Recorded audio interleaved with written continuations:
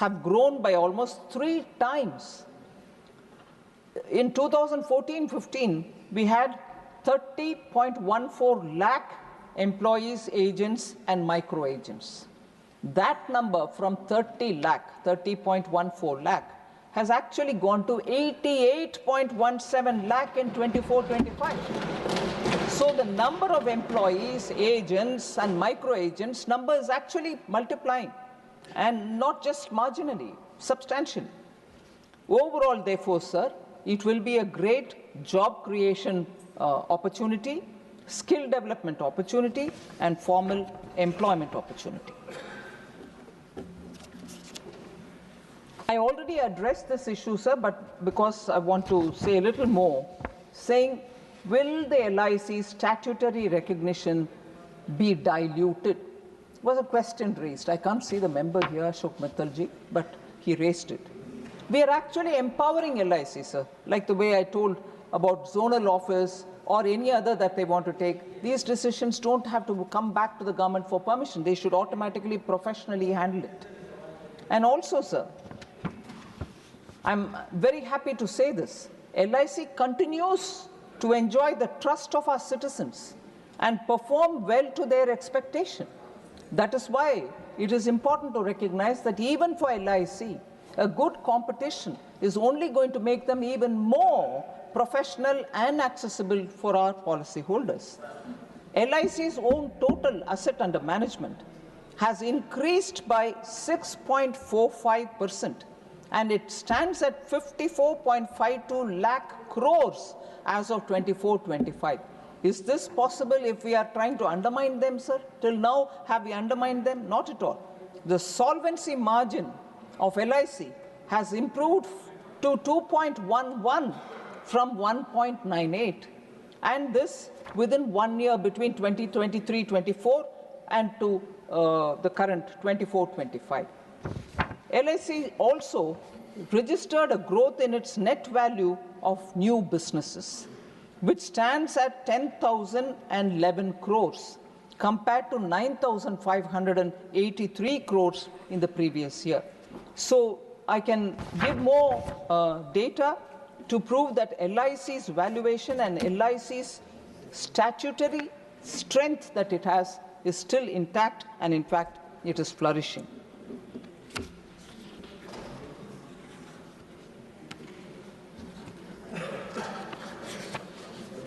Sir, this question about, oh no, the shareholders' interest is probably not being kept in mind, only capital or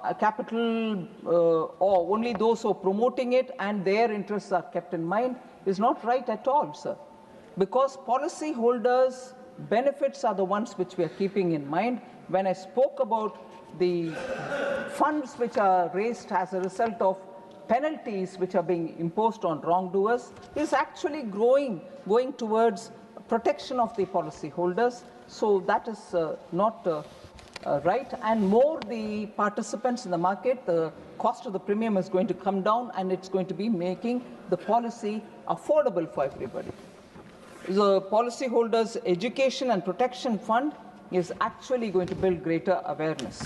And the disgorgement, which is something which I told you about for unlawful gains, are all being given to the IRDA, so they will be able to take that fund out of people who have gained it wrongly.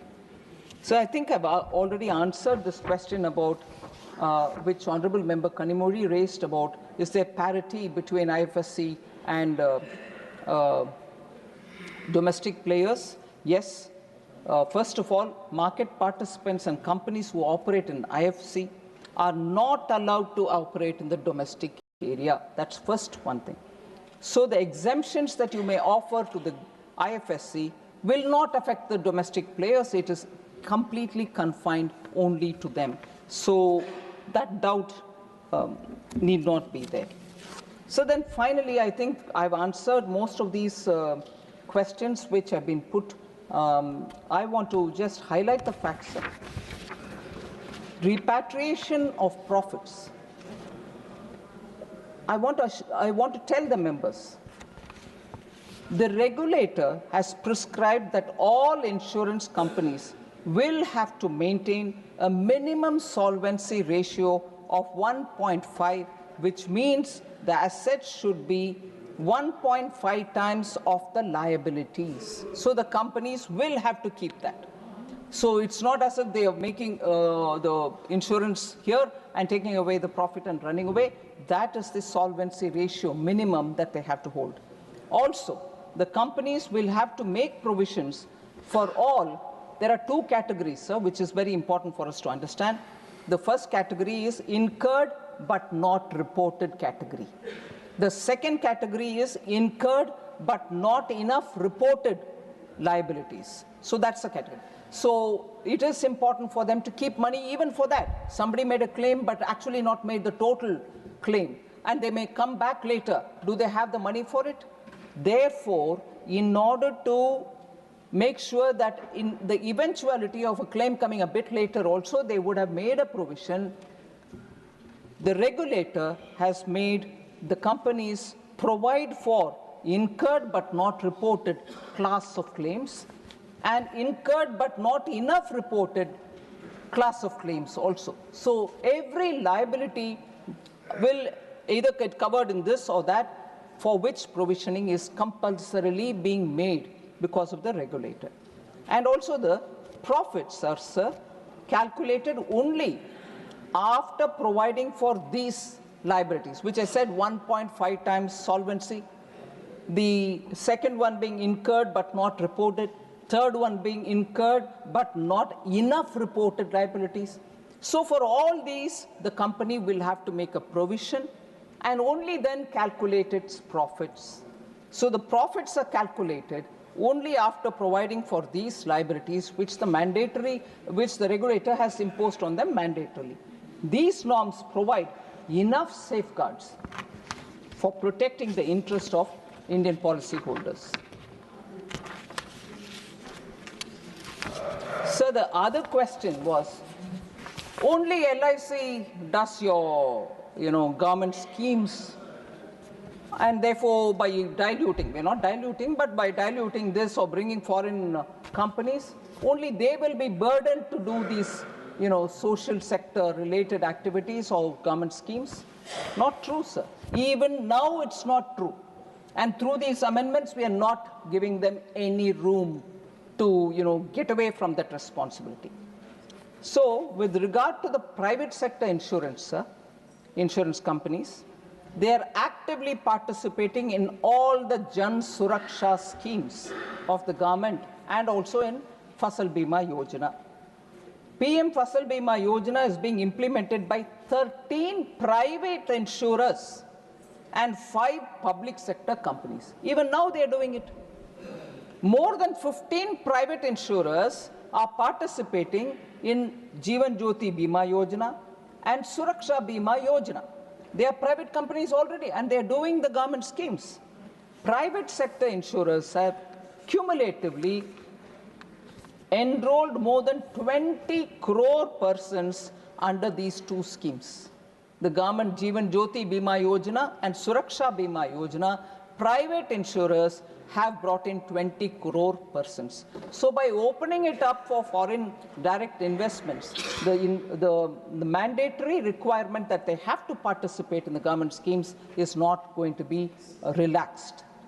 Next, sir, the capital insurance and public sector general insurance companies help them to recover from losses but not made them competitive. Absolutely wrong. The losses of the public sector general insurance companies were mainly due to increased health insurance claims during the COVID pandemic. The capital infusion actually helped them to recover from this shock. Along with capital infusion, sir, key performance indicators based on monitoring of these companies was also started by the government, and it was started around 2022. Series of measures have been taken which help them to improve even their performance. So it was not infusion to make up for their loss. It is infusion to build their business and strengthen them. So as a result of these, the performance of all these companies has started improving and their losses have come down. In fact, 2 of the 3 companies in which capital was infused have already turned profitable. That couldn't have otherwise happened.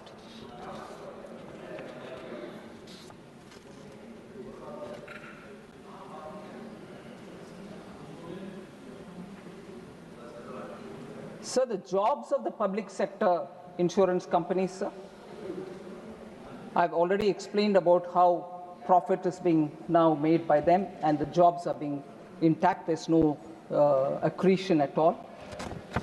And arbitrarily will they fix up premiums which are going to be too high. So already the regulator is fixing a cap on the premiums beyond which they cannot. So the cap is already being levied by the or stated by the regulator already. So it's not as if when we opened up from 49 to 74, they were given the right to fix any premium. As it is being very closely monitored by the regulator, and a cap is fixed in the interest of the policyholders. So that will continue, sir. So there need not be that doubt if by making it 100% FDI opened up for insurance, these are things which can happen without us noticing. The structure is in place, regulation is very clearly laid out. The Indian premium which is being collected will be kept in this country. So with all this, sir, I request that the House consider this bill and kindly pass it. Thank you. There's no.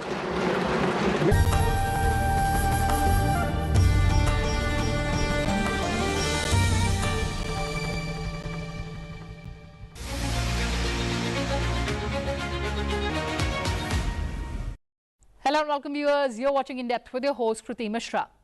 Parliament of India has passed the Central Excise Amendment Bill 2025.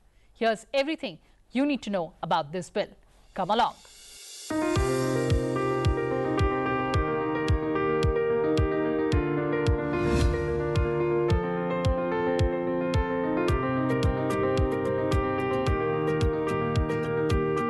The Lok Sabha passed the Central Excise Amendment Bill 2025 by a voice vote that will allow the government to levy a higher excise duty on tobacco and related products once the GST compensation cess ends. The bill was introduced in the Lok Sabha and it amends the Central Excise Act of 1944 to adjust tax rates while discounting the compensation cess once its liabilities are settled.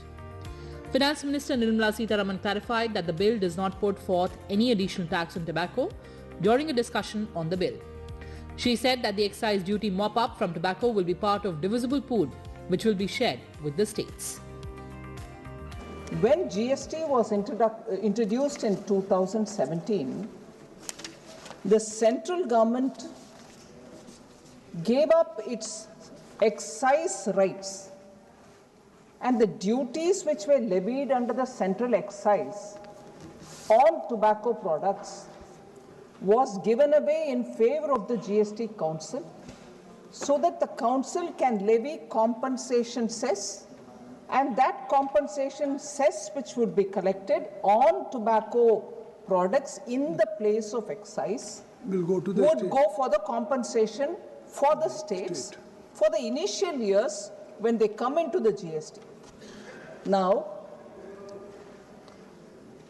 as a result, the central excise duty, the right was kept up, but the duties were minimal or completely zero. Now, the compensation cess time is over.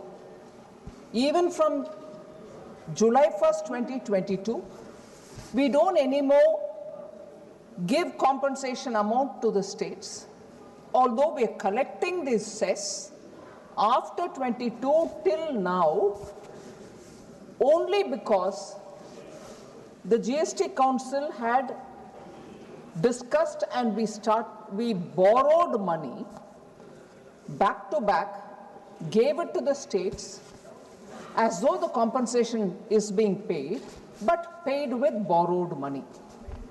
Now, it was decided in the GST Council that this borrowing will have to be principal and interest paid back by extending the compensation cess only to that much period which is required for paying the loans back.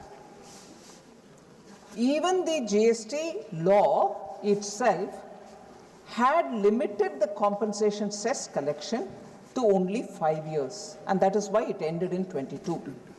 But with legal advice and with the complete understanding which the GST Council expressed, and I'm grateful for that to the GST Council, the extension of the GST compensation cess happened till now. In another probably couple of weeks, the loans will be completely repaid.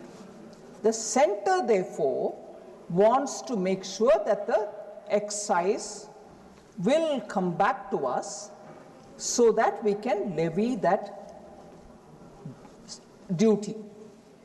Another argument which is very important for all the members of parliament to know is by the act in GST, you cannot tax any item under the GST beyond 40%. Now, if you can't tax any item, even if it is a demerit good like cigarette, beyond 40%, what is happening is the ultimate incidence through GST on a demerit good like cigarette has come down. So the popular narrative would be, is the government or is the GST Council cognizant of the fact that cigarette or the demerit good like tobacco is being taxed lesser than what it was earlier? Is that the intention? So to address that, in order that the incidence is no longer lesser than what it was during the GST time with the compensation cess, we are bringing this excise. So in a way, we are saying cigarettes shouldn't become affordable now because the incidence has become lesser. So that is the reason this bill has come before the House. And I would like the views of the honourable members, and if, with your permission, if at the end of the debate there's something more that I will be allowed to speak with your permission, sir, I can reply as well. Talking about the impact on tobacco farmers and BD workers, Finance Minister said the bill will not harm tobacco farmers and BD workers.